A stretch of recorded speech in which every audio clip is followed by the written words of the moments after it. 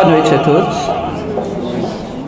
Vamos todos fazer uma corrente de pensamento positivo para o microfone funcionar, porque da última vez deu certo. Sejam muito bem-vindos. Estamos no capítulo 4 desse livro. Não preciso entrar em muitos detalhes, vocês sabem que o nosso propósito é manter um grupo de leitura permanente de algum livro clássico. E nesse momento estamos no Kybalion. E eu tenho mantido também uma forte mentalização positiva, não só para o microfone funcionar, mas também para vocês lerem o livro. Porque esse é o propósito de um grupo de leitura, né? E vocês vão perceber que quando acompanham lendo, fica muito mais dinâmico e mais produtivo. Porque as dúvidas que tem podem ser esclarecidas aqui, está sempre aberto para dúvidas. Isso é um pouquinho diferente de uma palestra convencional. Pode ser interrompido, pode-se colocar dúvidas, então a ideia é que a gente aprofunde juntos. Não pensem em vocês que porque eu estou lendo sei lá quantas vezes, também não estou aprofundando. Um dia desses eu levei um grande susto lendo Bhagavad Gita pela 10ª vez. Tinha uma coisa lá que eu nunca tinha visto, ou pelo menos nunca tinha entendido. Então nós estamos aprofundando juntos e eu espero que vocês possam viver essa experiência junto conosco, para que seja diferente, pelo menos um pouquinho diferente de uma palestra, no sentido de ser uma dinâmica mais interativa e que renda resultados melhores para vocês. Eu sempre coloco esse verso no início, vai ser sempre assim, nos 15 capítulos vai ser assim, porque esse verso que é citado na introdução desse livro é uma pequena estrofe, de 5 versos, fala sobre o propósito do Kybalion. Kybalion fala sobre 7 leis da natureza que teriam sido enunciadas por um sábio egípcio chamado Hermes Trismegisto. E além de falar dessas leis, ele fala da nossa obrigação de não deixar a humanidade esquecer essas leis. Então, Kybalion disse, porque ninguém sabe direito de onde vem essa palavra, que teria alguma coisa a ver com tradição, com transmitir, parecido com Kabbalah, que é a palavra hebraica. Então, esse verso, muito bonito, vamos lê-lo mais uma vez. Não deixeis que se apague a chama, mantida de século em século, nessa escura caverna, neste templo sagrado, sustentada por puros ministros do amor. Não deixeis apagar esta divina chama. Então, essa pequena estrofe de 5 versos está tratando da nossa obrigação de ter conhecimento, de transmitir conhecimento. Porque essa é a melhor herança que podemos deixar para aqueles que amamos, e a nossa obrigação é amar cada vez mais seres humanos. De preferência, um dia amar toda a humanidade. E a melhor herança que podemos deixar para eles é o conhecimento. Já citamos bastante isso, mas vale a pena, como diz a Rede Globo, vale a pena ver de novo, que a nossa preocupação de deixar coisas materiais para os nossos herdeiros não é infundada, todo mundo tem, mas não é suficiente para proteger os nossos descendentes de um futuro incerto. No meio de uma crise social, de uma guerra civil, apartamento não protege, autocontrole sim, fraternidade sim, equilíbrio sim. E é importante a gente lembrar disso, lembrar da máxima platônica, de que a melhor coisa que nós podemos fazer para aqueles que amamos é crescer como seres humanos.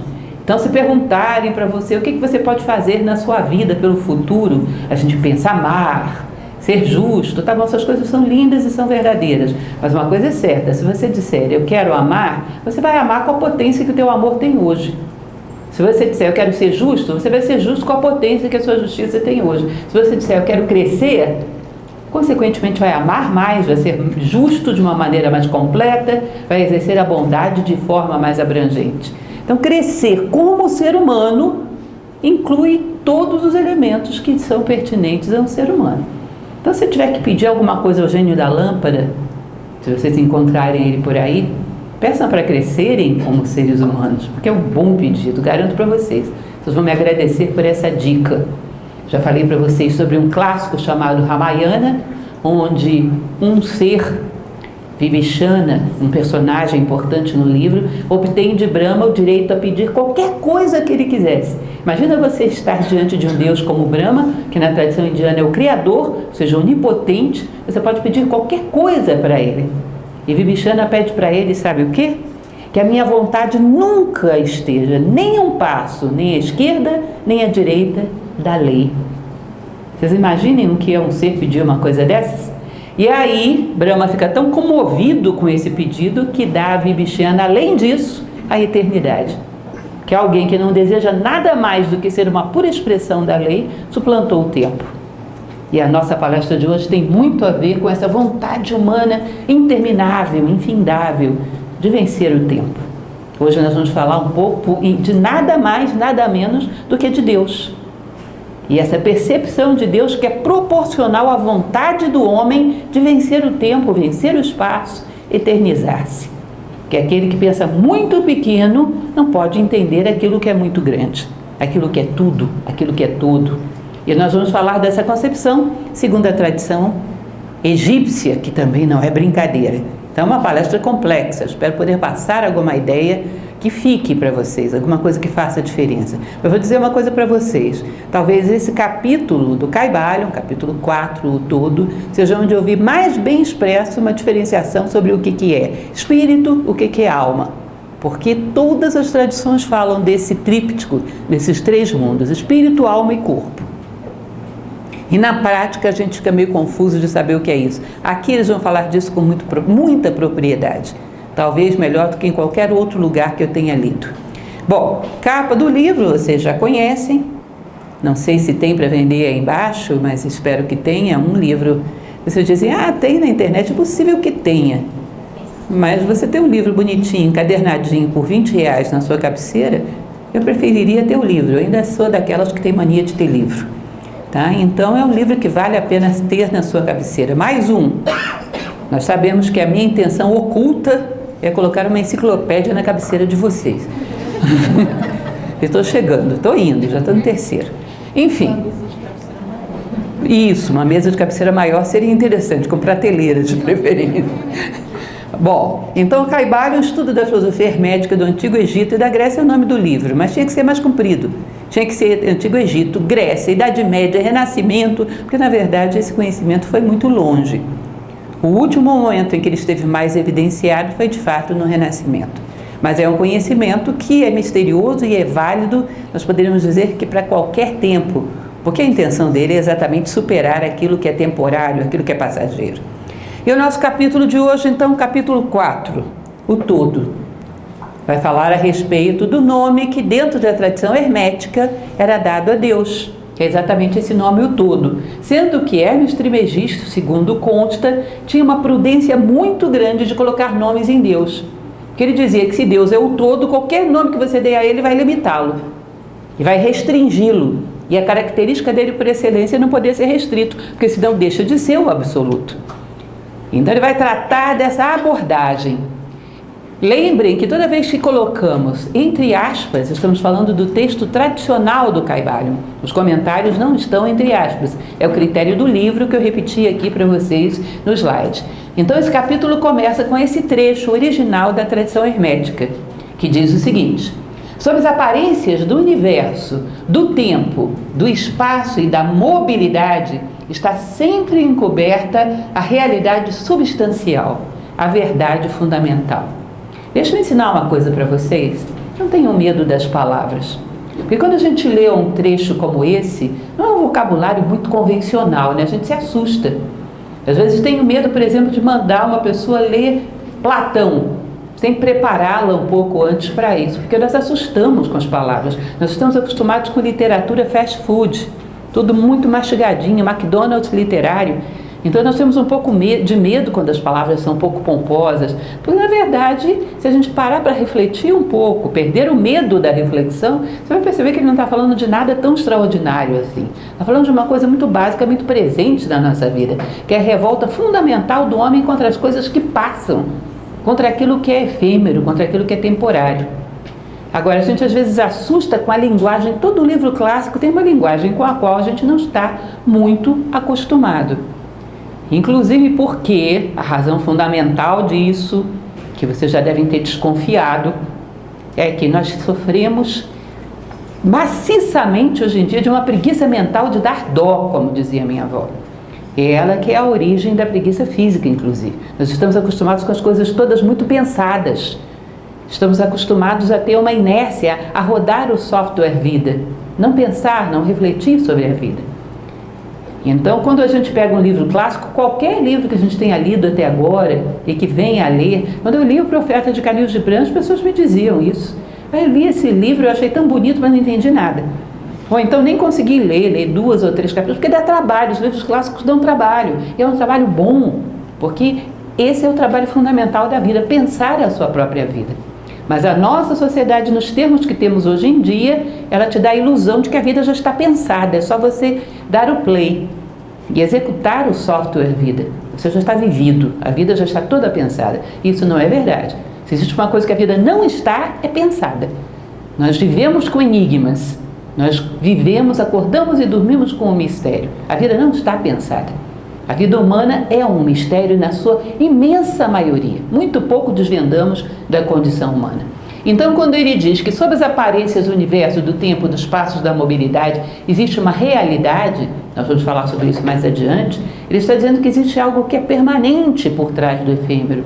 Algo que permanece por trás das coisas que mudam e continuam mudando, e a gente fica confuso diante de tudo aquilo. Porque a nossa consciência precisa de um ponto de apoio para se localizar e dizer: isso sou eu, isso é a realidade, isso é a vida. E quando nós olhamos, as cenas estão permanentemente mudando à nossa volta e nos dão a impressão de insegurança.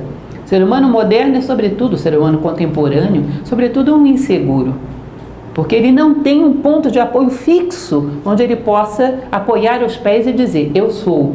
E agora o mundo pode virar de cabeça para baixo, que o mundo não me arrasta junto. Pode ventar à vontade, que não vai me arrastar. Eu tenho um ponto de apoio. E essa falta de ponto de apoio psicológico é um arraso para a construção de sentimentos profundos, para a construção de reflexões profundas. Assim como não ter boas fundações é um arraso para construir um prédio sólido. Embora no Brasil a gente tenha a vantagem de não ter tremores de terra, mas qualquer coisinha derruba uma construção que não é muito sólida.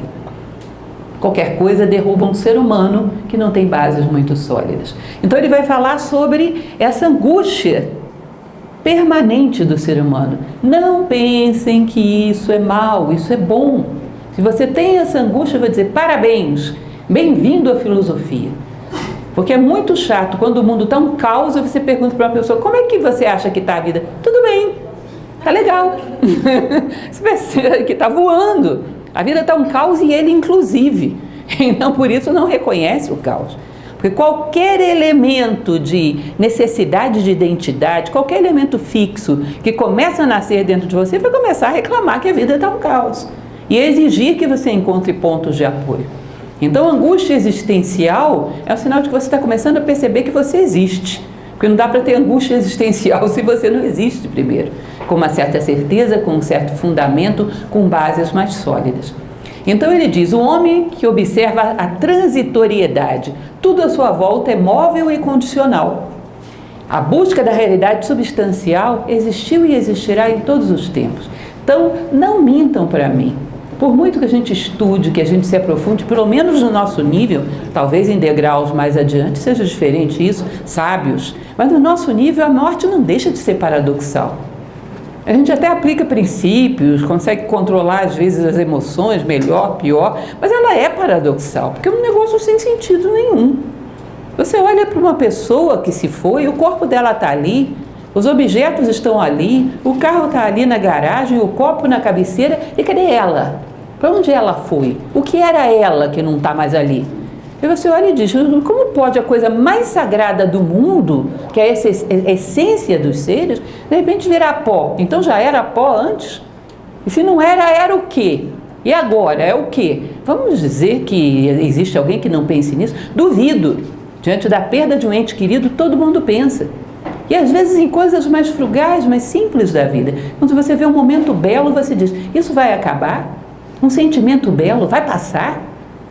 Às vezes as pessoas dizem: eu amo fulano. Lembra de Vinícius de Moraes? Que o amor seja infinito enquanto dure. Então deixa eu aproveitar porque passa. Bom, se ele vai passar, ele não é tão profundo assim. Não é tão verdadeiro assim. Porque existe uma intuição em nós de que as coisas que deixam de ser, de uma certa maneira nunca foram. Porque o que é verdadeiro não deixa de ser nem no tempo nem no espaço. Existe um livro, quem sabe não entra para a nossa lista dos livros que a gente vai ler juntos no futuro e que vocês vão ler junto comigo, obviamente, que se chama A Luz da Ásia, que é a vida de Siddhartha Gautama, o Buda.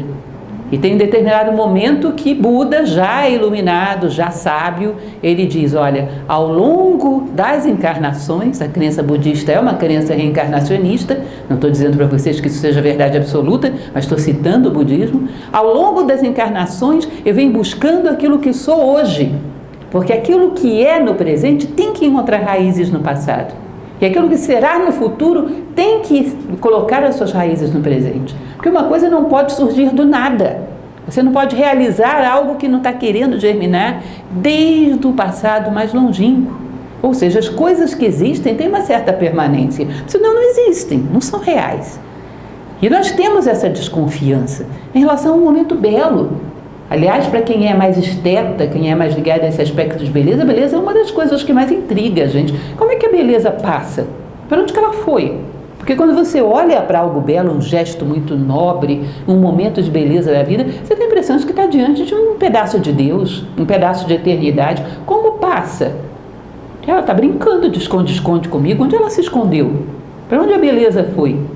Então nós temos a intuição da permanência. Nós vivemos no meio do transitório. Esse contraste entre esses dois planos dói, incomoda, mas é o que nos faz criar consciência, porque a consciência nasce do contraste. Então nem todas as dores são tão ruins assim. O problema seria termos uma questão para essa resolver, uma questão como essas para resolver e não doer nada, não incomodar nada, porque seria muito desagradável. Alguém conhece a historinha da princesa e a ervilha? Adoro essa história, adoro. A princesa, resumindo muito a história, o rei colocou ela para dormir numa cama com 7 colchões. Vocês ouviram isso na infância? Se vocês não ouviram, faltou alguma coisa na infância de vocês, porque isso é muito bonito. Aí de manhã o rei fica explorando a princesa, porque aquilo era uma prova para ver se ela era uma princesa mesmo. Você dormiu bem? Ele colocou um grão de ervilha debaixo de 7 colchões. Aí ela, não deu, com aquela cara assim, meio tresnoitada, né? Não deu, dormi mal. Por quê? Porque tinha alguma coisa na cama que me incomodou a noite inteira. Era um grão de ervilha debaixo de 7 colchões. Imaginem isso, ela era uma filósofa, essa princesa. Ela dormiu mal, mas era uma filósofa. Vale a pena. Ou seja, atrás das aparências da vida, que às vezes são mais do que 7 colchões, é o trânsito, é o emprego, é o problema financeiro, é o problema com o vizinho, é construção em casa, é não sei o quê. Por trás disso tem algo profundo que te incomoda.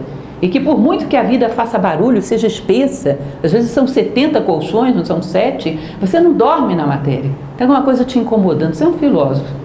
E, em geral, aquilo que te incomoda poderia ser resumido. Eu preciso saber o que é real na vida e o que é brincadeira. O que é sério e o que é um mero filme sendo passado diante dos meus olhos. No fundo, isso é ânsia de Deus, é ânsia de eternidade. Dessa parcela de Deus que todos temos, não só direito, mas até dever de descobrir ao longo da nossa vida. Então ele fala dessa angústia humana, da busca da realidade substancial, em todos os tempos. Você foi humano, despertou para a condição humana, vai começar a perceber o grão de ervilha debaixo dos colchões. Não tem jeito. Aí o rei vai dizer, é uma princesa, é um príncipe. Sabe por quê? Isso é sinal de nobreza. Ou seja, a filosofia é um sinal de nobreza, no sentido de que é a natureza humana começando a se manifestar e querendo respostas humanas, não meramente sobreviver, mas viver propriamente dito. Então, continuando, ele vai dizer, ao longo da história, e aliás é uma coisa curiosa porque você percebe, às vezes alguns arqueólogos falam de milhares de anos, onde se esperava que o homem só vivesse em função de uma mera sobrevivência, às vezes ruínas de homens de uma idade, sei lá. Agora na África do Sul, vocês sabem que estão descobrindo uma série de esqueletos, né? Eu gosto muito disso que eles chamam de arqueoantropologia, que são as pesquisas para descobrir os primeiros esqueletos humanos da história. E se fala de não sei quantos milhares de anos, mas o ser humano já colocava uma pedra em cima da outra e fazia culto a algo que ele percebia que era superior, que era duradouro, que estava além do tempo. Isso não é fantástico? Onde você já viu um bicho, sei lá, o leão está correndo atrás do cervo, peraí um pouco, deixa eu botar uma pedra em cima da outra e fazer um culto a isso. Não existe isso na natureza animal. Por muito que seja muito bela a natureza animal, não existe essa necessidade. Ou o leão para de correr atrás do cervo, tá um pôr do sol lindo, deixa eu apreciar aqui. Depois eu pego outro cervo, eu não vou perder esse pôr do sol. Não vai. Sentimentos éticos, estéticos, que são caça de atributos de Deus. Nós não caçamos só alguma coisa para encher o nosso estômago, mas para encher também a nossa alma. Isso é uma necessidade humana e sempre houve, enquanto houve um ser humano.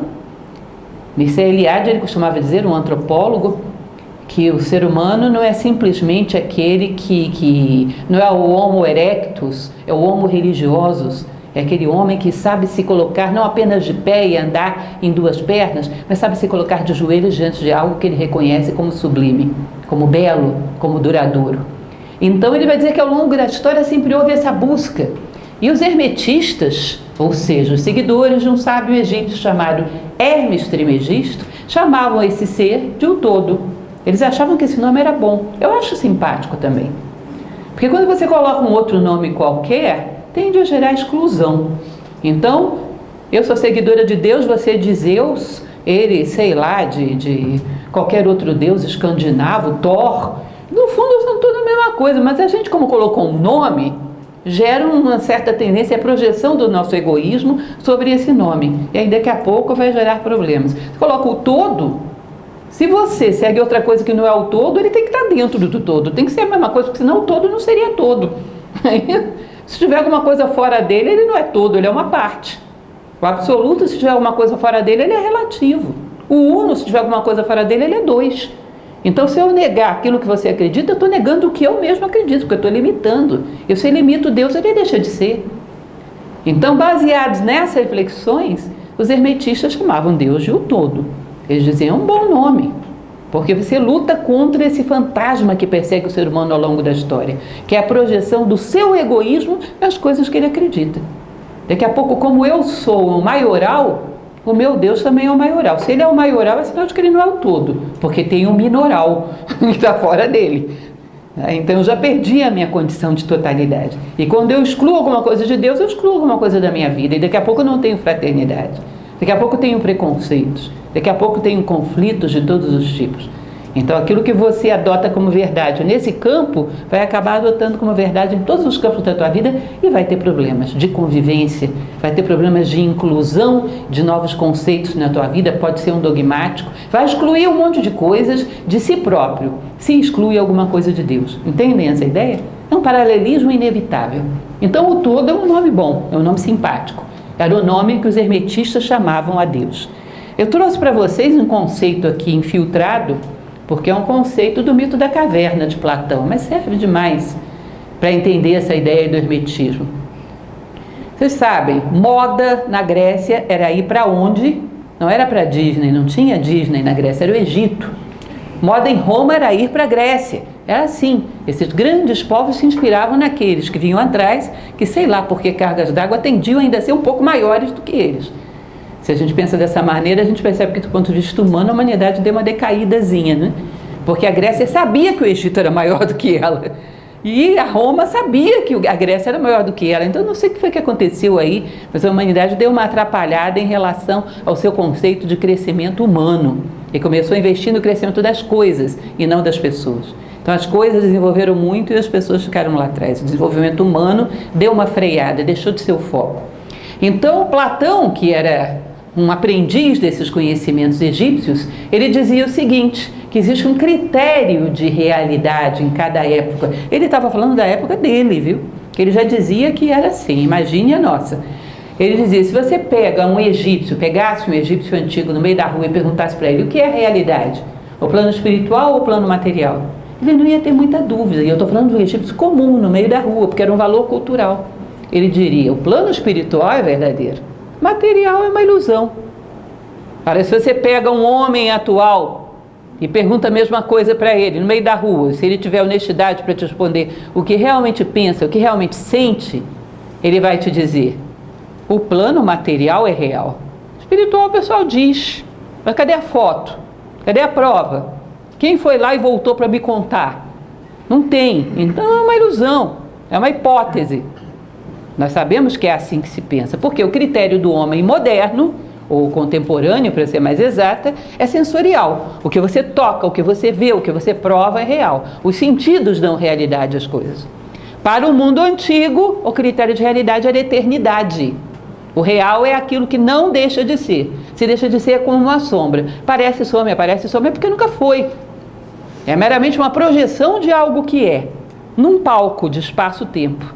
Então aparece e some, é sinal de que nunca apareceu de fato. Era uma ilusão. Então o nosso critério de realidade hoje está muito equivocado. Daí que a gente não procura nada que seja duradouro, porque isso não é o nosso foco. É muito difícil você encontrar o duradouro procurando. Sem procurar, sem chance. Lembrem daquela frase lá de Buda. Tem certas coisas que eu já repeti muitas vezes, que são bem conhecidas, mas ser bem conhecido não significa que é bem entendido, né? O professor Jorge Ângelo Livraga, que é o fundador de Nova Acrópole, ele dizia: o homem não vive das coisas que ele come, ele vive das coisas que ele assimila, que é uma parcela daquilo que você come. Ou seja, a gente não vive das informações que a gente recebe, mas daquelas que a gente converte em informação, que a gente assimila como parte da nossa vida. Então, certas histórias é bom a gente tornar a ouvi-las, porque demora muito tempo para assimilarmos alguma coisa.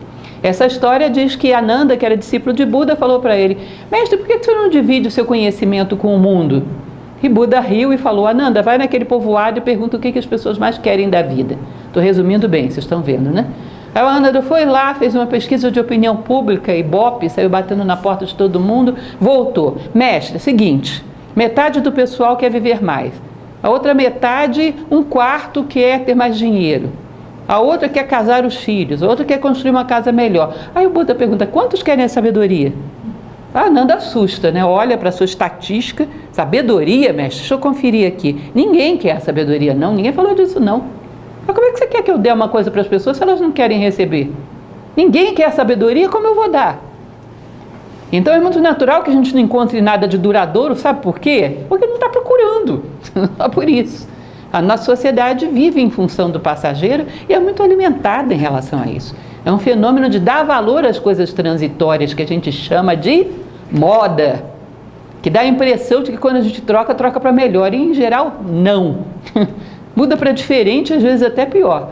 Vocês já fizeram aquela traumática experiência, não tem ninguém aqui da minha geração, alguns são, de olhar aquelas fotos de 20, 30 anos atrás, você com aquelas ridículas calças, boca de sino. Ou seja, tá voltando, né? Pior é isso. Pelo menos eu acho que a gente não veste mais aquilo. Os novatos pode ser que caiam, né? Segunda vez já é demais. Ou seja, esse fenômeno do transitório nem sempre é para melhor. É uma mudança pela mudança em si, e achamos que isso é dotado de algum valor. Incrivelmente, nós temos medo da morte, mas somos amantes do transitório. A morte é um sinônimo do transitório, não é? Daquilo que acaba, passa para outro plano, fica diferente. Você quer permanecer ou não quer permanecer? Você quer algo fixo ou não quer? Decida, meu caro, conscientemente.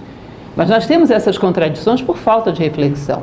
Então, do ponto de vista clássico, o real era o eterno. E isso é muito hermético. Isso tem tudo a ver com o Egito. E é fundamental para essa compreensão que teremos hoje, ou tentaremos ter, do que há ao todo.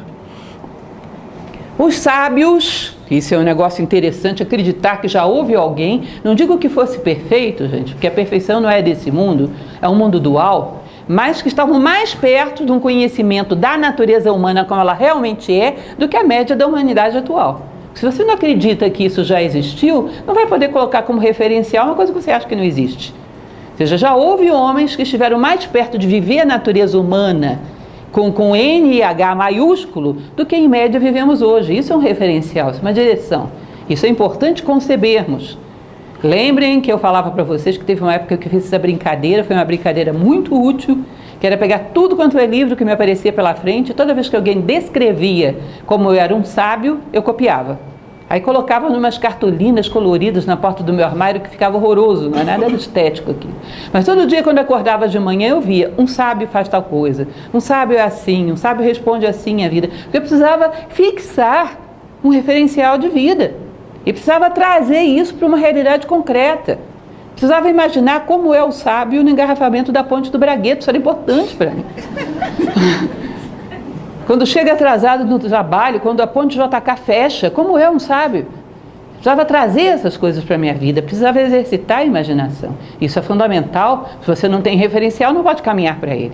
Então, os sábios diziam que o todo sempre será incognoscível. Ou seja, uma palavra complicada significa impossível de ser conhecido. Evitar andar em círculos, tentar abarcar o infinito com a mente finita.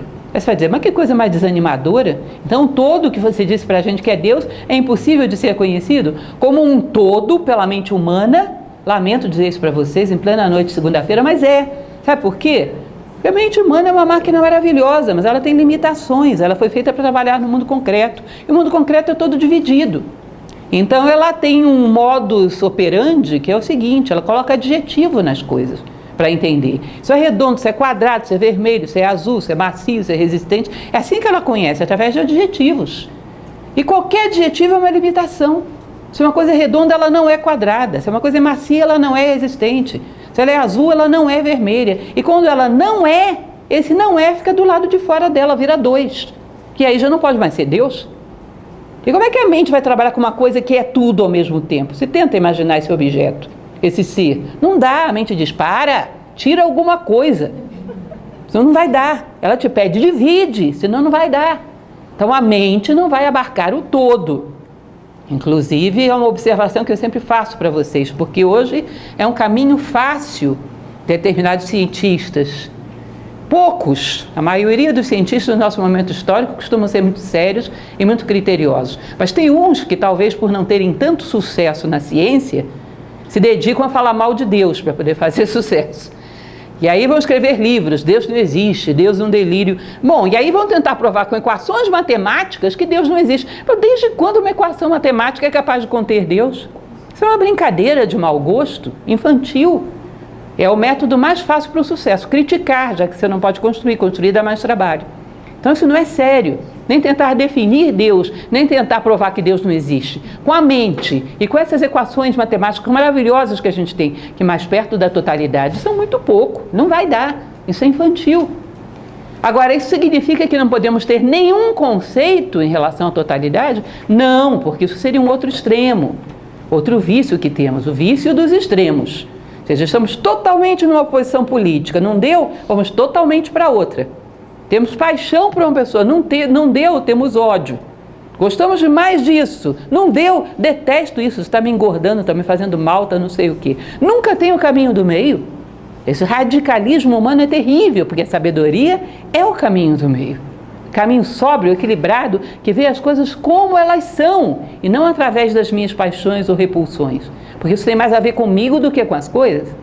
Então, tentar encontrar o caminho do meio significa, eu não acho que a razão vai abarcar totalmente Deus, mas eu acho que ela vai me dar umas dicas boas e que vão atender bem a minha necessidade de vida. E essas dicas não podem ser desconsideradas. Como é que o hermetismo falava essa frase? Aliás, antes disso, uma coisa interessante que ele vai falar é que, além daqueles que tentam abarcar Deus com a mente ou tentam negar Deus com a mente, tem aqueles que cometem um outro pecado, que é associar Deus a uma forma antropomórfica e tomar isso ao pé da letra. Porque isso é até uma necessidade, gente.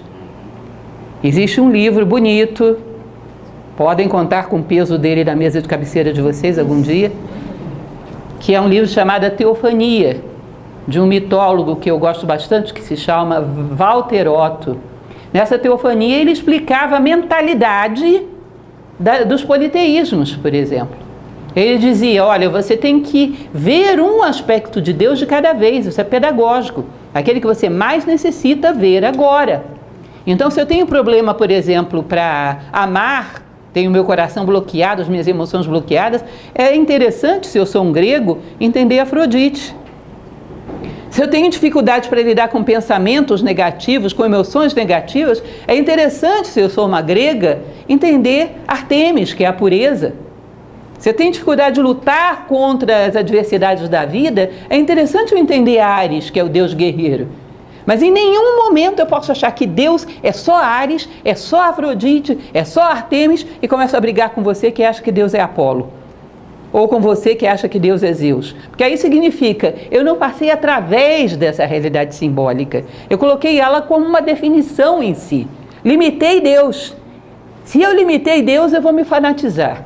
E isso vai gerar algum tipo de conflito contra aqueles que não acreditam que Deus é exatamente a mesma coisa que eu acredito. Vai gerar algum tipo de polarização. Então esse é o grande problema, e não pensem que são só as civilizações politeístas. Qualquer conceito, e não só religioso, às vezes até científico, às vezes até político, quando você ousa achar que a realidade é só aquilo, ao invés de ver através daquilo, olha, você vai se fanatizar e vai gerar um conflito. Toda e qualquer definição é pedagógica. Então, quando o menino lá de 7, 8 anos que está fazendo primário, pensa que não existe nada mais evoluído do que as 4 operações, e qualquer um que diga isso é um herege, isso seria uma estupidez louca da nossa cabeça. Mas nós fazemos algo muito parecido. Nunca entenderíamos isso, mas fazemos algo muito parecido. Pegamos definições que não são más, são úteis, e pegamos como a única, como a definitiva. Então, só para concluir esse slide, essa deusa que está aí é a Dite. A Dite, dentro da tradição indiana, significa sem ataduras, sem limites. Vocês percebem que é muito parecido com o todo? Vocês estão vendo que os 3 grandes deuses da tradição hindu, que é Brahma, Vishnu e Shiva, estão dentro dela. Então é difícil que vocês vejam a tradição dessas politeístas que a gente entende tão pouco hoje, que por trás não tem a unidade, por trás de todos os deuses. Em geral tem. Platão, quando falava da sua cidade ideal, ele falava de 12 tribos, que no centro tinha a unidade. Mas você, se precisava entender o amor, moraria na tribo de Afrodite. E sabe quando é que eu vou deixar você mudar daí? Quando você tiver uma boa relação com o amor. Aí eu vou ver para onde você muda. Sejam mudanças programadas, de acordo com a mudança interna. Mas eles sabiam que aquelas 12 tribos, aquele disco, tinha um centro. Não tinham essa ilusão. A tendência do homem a fanatizar e pegar uma parte como o todo não depende de religiões politeístas. Às vezes não precisa nem ser uma visão religiosa. Então ele diz, cuidado, porque o antropomorfismo pode ser uma presunção de projetar no ser divino os teus próprios defeitos e as tuas próprias imperfeições, que quebra totalmente o referencial moral. Porque se você tem um ser divino tão cheio de imperfeições, o que não posso eu? Quais são os meus limites morais? Não existem. Então é uma das observações do hermetismo. Você ia perguntar alguma coisa? É que você estava comentando, primeiro mais uma vez parabéns, mas você me lembrou uma coisa que eu li, estava falando sobre a definição de Deus, que quando Deus é extremo, ele é só Deus, ele fica tão distante de mim, da minha realidade humana, que ele acaba não se comunicando comigo, eu também não comunico com ele, porque ele é tão perfeito, eu tão consciente, ou talvez nem tanto. Na minha limitação, não temos muita identidade. Então, ele acaba ficando muito distante daquele que pensa assim. E quando Deus é muito humano, ele fica tão humano que deixa de ser Deus. Também é outro paradoxo que se dá. Concordo, é uma visão interessante. Você precisa do herói, que é um ser que está cheio de defeitos, mas tem uma qualidade excepcional e que conseguiu impor essa qualidade sobre os outros elementos da vida dele, mas você sabe que é humano. Você precisa de seres intermediários, tanto que as tradições monoteístas às vezes tiram Deus e colocam santos, porque necessita de degraus intermediários. Mas ao mesmo tempo você não pode pensar que o 5º degrau é o último degrau. Tem muitos para frente. Então todas as coisas são integradas e necessárias. Eu concordo com você que se você tiver um abismo no meio do caminho vai ficar difícil. Porque você vai achar que Deus é tão grande e você é tão pequeno que não dá para caminhar para Ele. E você tem as tradições religiosas dizendo, sede perfeitos como o vosso Pai no céu é perfeito. Então é para caminhar para Ele, mas está longe. Porque você tirou os degraus intermediários. Então dá uma impressão de um salto abrupto que não vai dar. E chega ao ponto disso ser institucionalmente mal compreendido. Experimenta chegar numa igreja budista e dizer que você chegou lá porque você quer ser igual ao Buda. E em qualquer outra religião isso vai ser meio estranho. Porque fica tão distante que as pessoas não acreditam que isso é possível. Então os intermediários são necessários, contanto que você saiba o que eles são, intermediários. Percebe que é um pouco do conceito de justiça platônico para quem conhece. Saber o que cada coisa é e saber o que eu sou. Eu sou humano, tem heróis, tem seres grandiosos e tem o todo. Cada coisa no seu lugar, como dizia Platão, não existe mal no universo. Nada, você não pode prescindir de nada.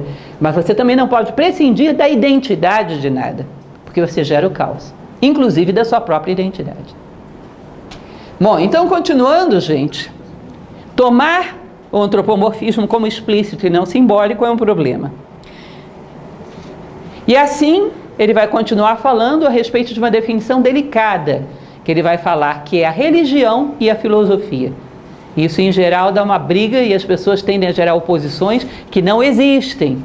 Aliás, hoje nós esvaziamos tanto as palavras, que eu já falei para vocês, que filosofia é quase que uma alfabetização no idioma da vida, porque a gente esvaziou as palavras em geral. Então ele diz que as religiões são extremamente necessárias e importantes, mas que elas são uma relação com o todo expresso de forma simbólica para atender às minhas necessidades.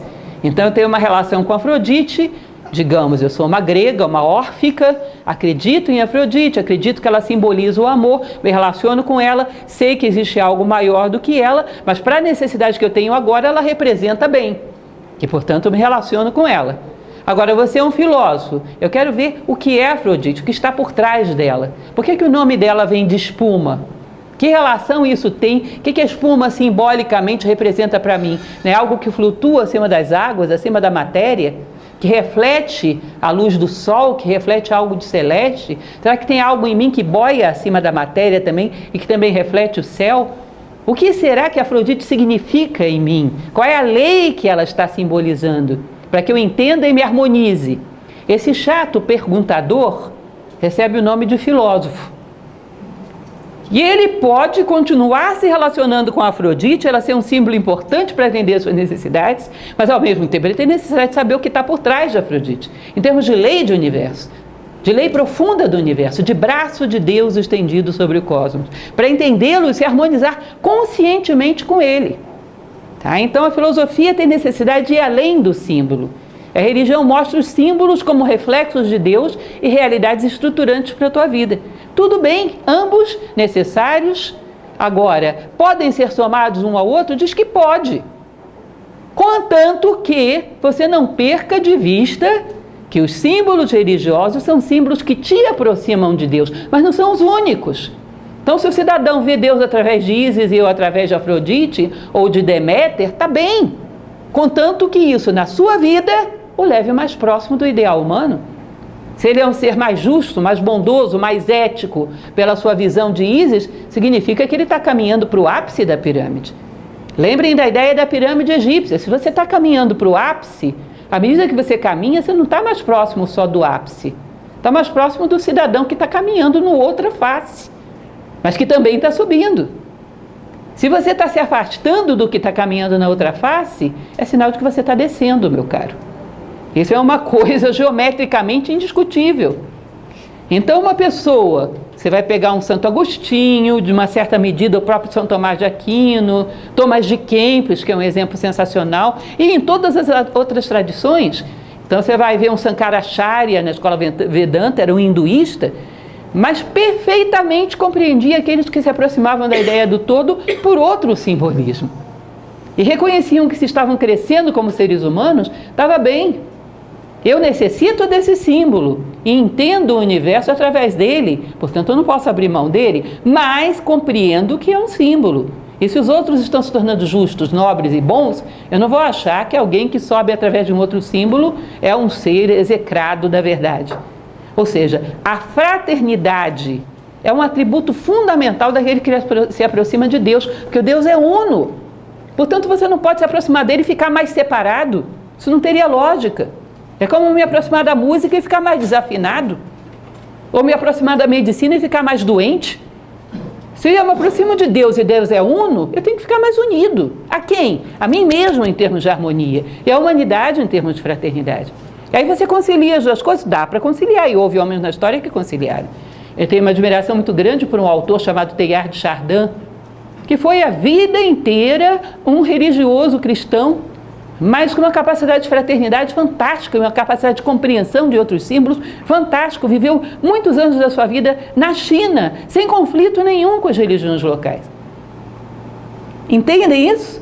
Isso não só é possível, como já aconteceu muitas vezes na história. Bom, mas acontece da pessoa ser um filósofo e ela compreende que todos esses símbolos expressam, se são bem entendidos e bem vividos, uma realidade semelhante. Então ela resolve optar não por um símbolo, mas por todos. Está bem também. Então você vai encontrar filósofos que não negaram a religião, mas que não eram adeptos de uma religião específica. E vai encontrar filósofos que eram praticantes de uma religião específica.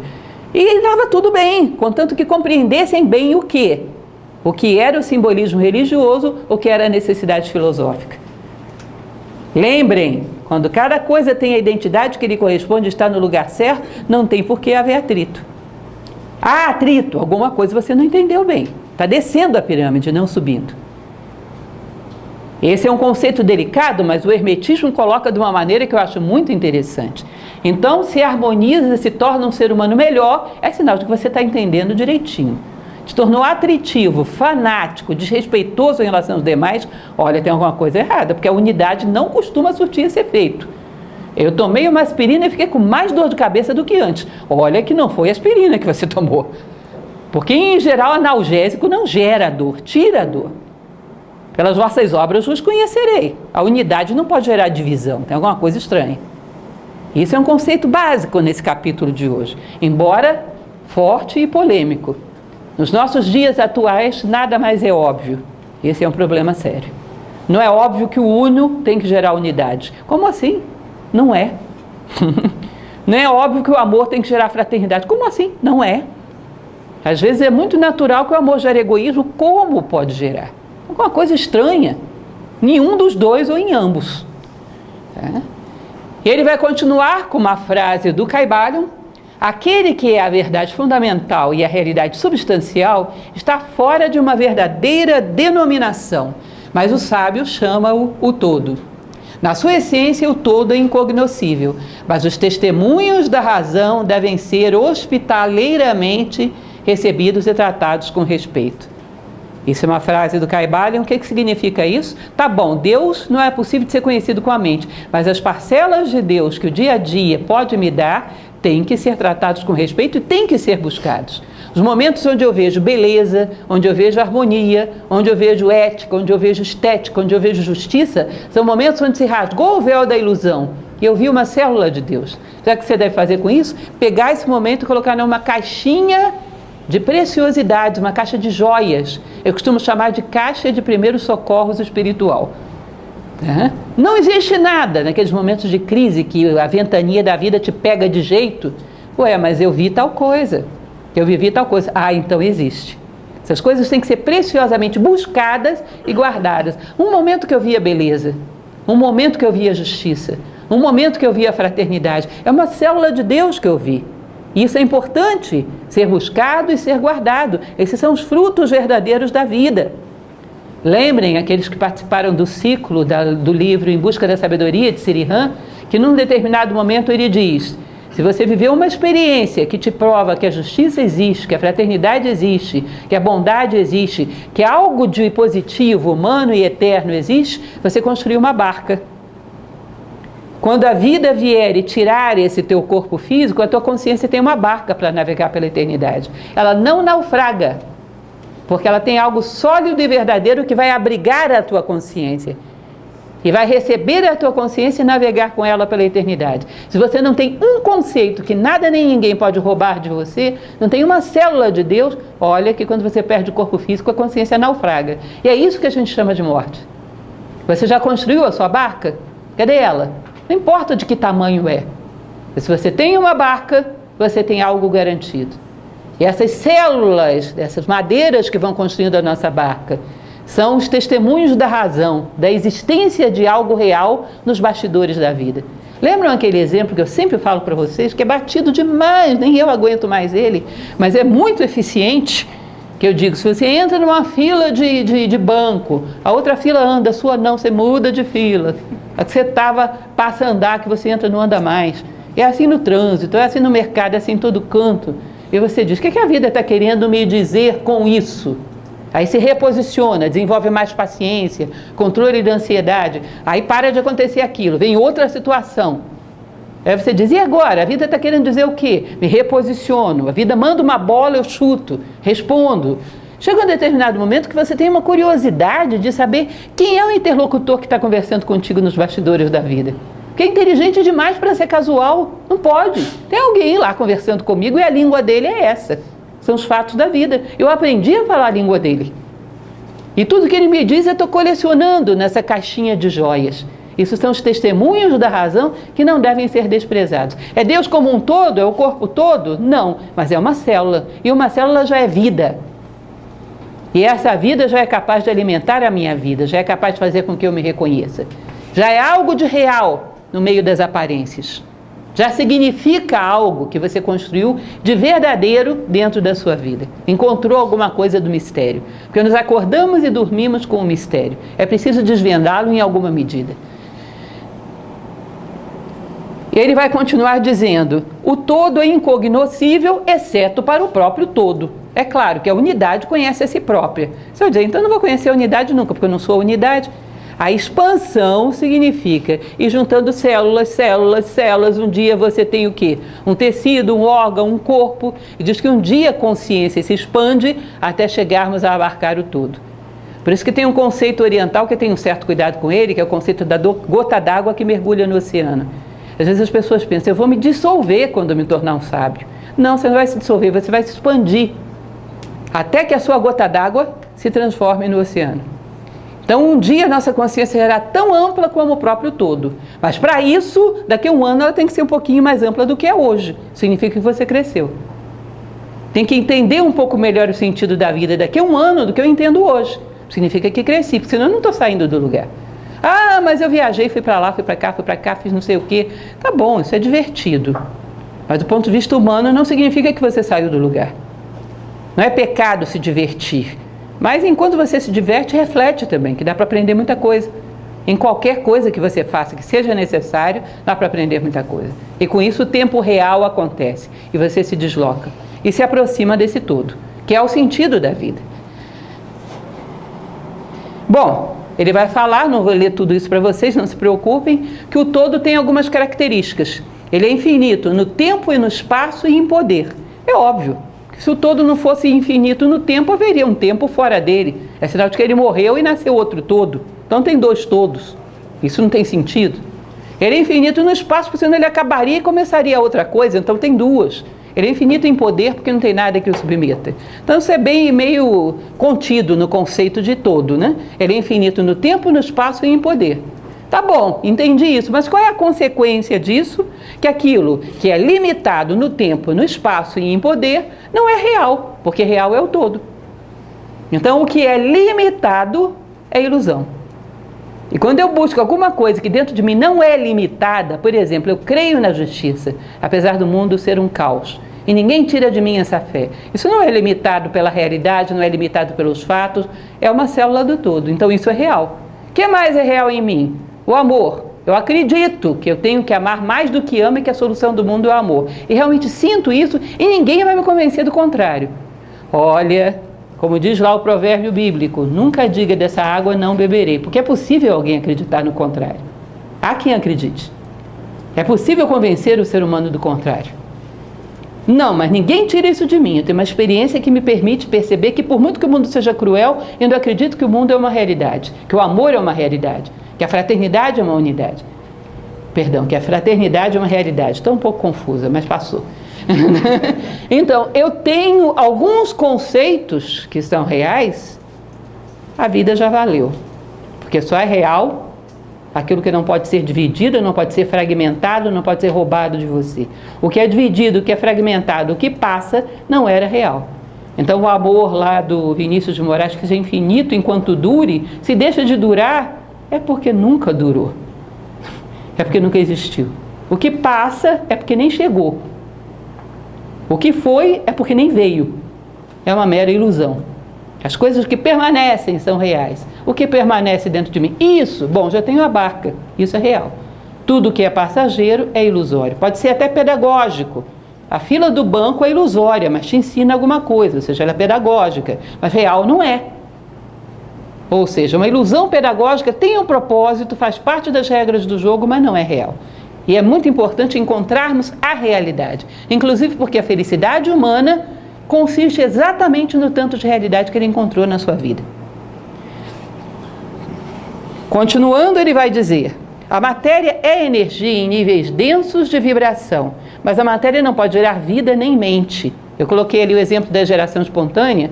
Vocês devem lembrar que tinha um cientista, tempo de colégio que a gente estudou isso, Van Helmont, que ele dizia que você juntava pano, juntava lá umas sujeiras e nascia rato dali. Vocês lembram disso? Aí todo mundo disse, é louco esse Van Helmont. E hoje ninguém acredita mais nisso. Tal da geração espontânea, que matéria podia gerar vida. Nunca. Só vai aparecer rato se tinha mãe e pai de rato, que gerou o rato. Vai aparecer inseto se tinha mãe e pai de inseto, que colocaram um ovo e apareceu um inseto. Vida vem de vida, vida não vem de lençol sujo. Isso foi realmente um erro do conceito de geração espontânea. O que ele está dizendo aqui? Que hoje o pensamento materialista acredita que o universo todo é matéria. Mas a gente tem no mundo vida e mente, que não são matéria. Matéria não é capaz de gerar vida e mente. Não existe geração espontânea. Você não junta um monte de corpos e dali vai vir a vida. A vida é alguma coisa que está além de meramente corpos. Tanto que quando a vida se retira, pode ter corpo que o corpo decompõe. Não é isso? Você tira a vida, o corpo decompõe. A vida se impõe sobre a matéria. É ela que dá forma à matéria. A mente também não pode ser gerada simplesmente porque você tem corpos. Você pode ter um monte de corpos e não ter nada de mente. Ou seja, nem a mente nem a vida são produtos da matéria. Elas são algo além, algo muito mais sutil. Às vezes a nossa vida está tão latente, tão passiva, que ela se enfia dentro desse corpo e fica à mercê do corpo. Ou a nossa mente fica à mercê do corpo. Então o que seu pai fez, o que sua mãe fez, o que seu avô fez, você vai fazer igualzinho. Porque não usa a mente, não exercita a sua própria vida. Então fica um joguete na mão das circunstâncias. Mas isso não significa que você não tenha a possibilidade de se impor sobre as circunstâncias. Significa que você ficou passivo e abriu mão dessa possibilidade. Porque quem quis virar o jogo, virou. E a mente é que se impunha sobre o corpo e não o contrário. Então o corpo é um receptáculo, que você tem um punhado de vida e de mente lá dentro. Mas vida e mente não é sinônimo de corpo. A matéria não é capaz de gerar nem mente nem vida. Vocês já viram alguém em laboratório gerar vida? Não gera. Gera uma combinação de elementos, que pode gerar elementos químicos, pode gerar um monte de coisa, mas a vida é um mistério. Gerar mente em laboratório, não vão me dizer que um computador é igual à mente, porque vocês sabem que isso é uma loucura. A criatividade, a engenhosidade, a estética. Qual é o Macintosh que vai fazer isso? Não existe isso. A mente e a vida são coisas absolutamente originais e não estão identificadas com a matéria. Você ia falar alguma coisa? O todo é a realidade. A parte é parte. Se é parte, faz parte do todo. Nós vamos ver isso já já. É o último slide que a gente vai falar. Em parte, é realidade.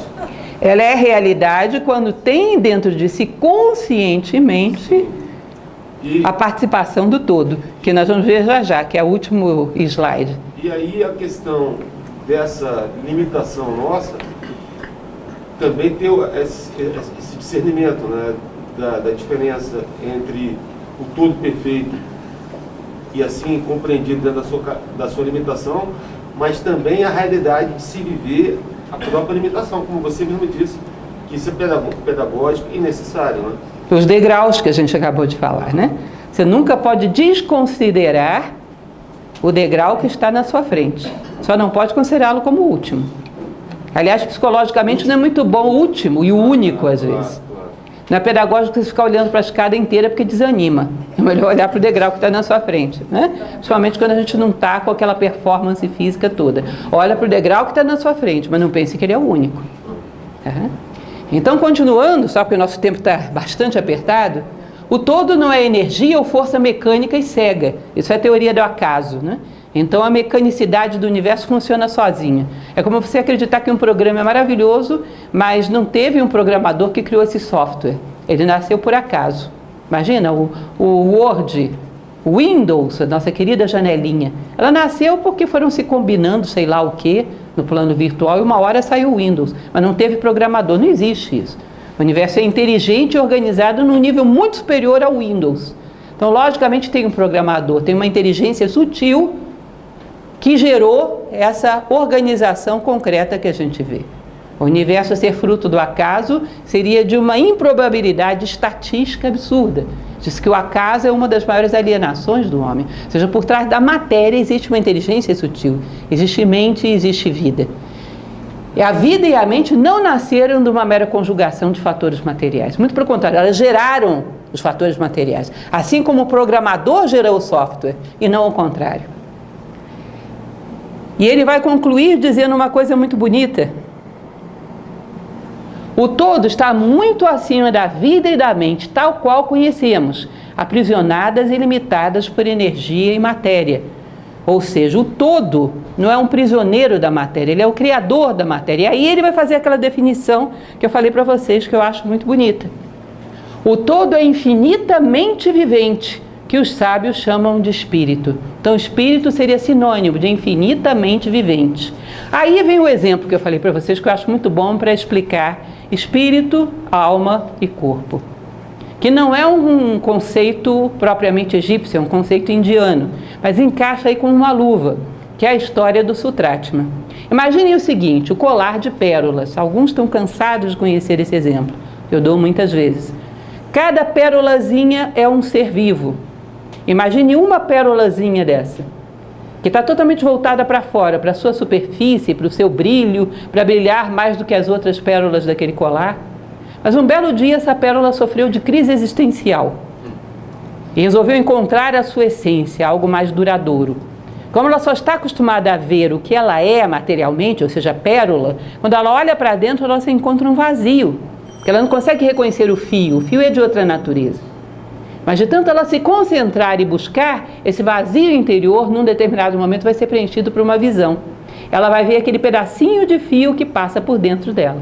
E vai dizer, eu encontrei minha essência, agora eu sou um ser completo. Num determinado momento, ela vai olhar para as outras pérolas do colar e vai dizer, como eu gostaria que elas também encontrassem a sua essência. Cada uma deve ter uma essência como eu. Eu gostaria que elas encontrassem para se tornarem seres completos. Qual é a conclusão da história da pérolazinha? Um belo dia ela vai perceber que aquele fiozinho que passa dentro dela não passa só dentro dela, é o mesmo que passa por dentro de todas as pérolas do colar. Não são muitos, é um só.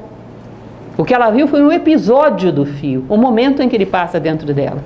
Agora entendam, a pérola, corpo, o pedacinho do fio que passa por dentro dela, que a anima, que a movimenta, alma, e o fio como um todo, espírito. Entendem essa ideia? Espiritualmente não seríamos muitos, seríamos um só. Por isso que crescer espiritualmente é se aproximar da unidade, porque a unidade é a realidade. Ou seja, o pedaço de fio que te anima, que passa por dentro de você, alma, o fio como um todo, espírito. E se você cresce espiritualmente, não vê a parte do fio que passa dentro de você, vê o fio como um todo, que te une a todos os seres e que é um só. Então, por isso, para eles é tão apropriada a ideia de Deus como sinônimo do todo. E crescer espiritualmente é perceber, não um pedacinho, mas o fio como um todo, que passa por dentro de todos os seres do universo. E dá sentido, justifica e direciona todos os seres do universo. E a partir dessa visão de Deus como todo, é que as leis do Kybalion vão ser estruturadas. Por isso que esse capítulo é colocado logo no início, para que a gente entenda o que vem por aí, que são as 7 leis organizadoras do universo. Mas esse conceito, essa imagem, se vocês guardarem, nunca mais vão se confundir quando se falar de espírito, de alma e de corpo. E crescimento espiritual significa unidade, fraternidade, harmonia, equilíbrio, porque você unifica inclusive dentro de você.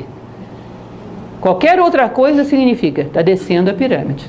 Qualquer outra coisa não é o efeito que se espera de alguém que está caminhando para a unidade. A unidade, quanto mais você se aproxima, te torna mais semelhante a ela, tanto dentro quanto fora.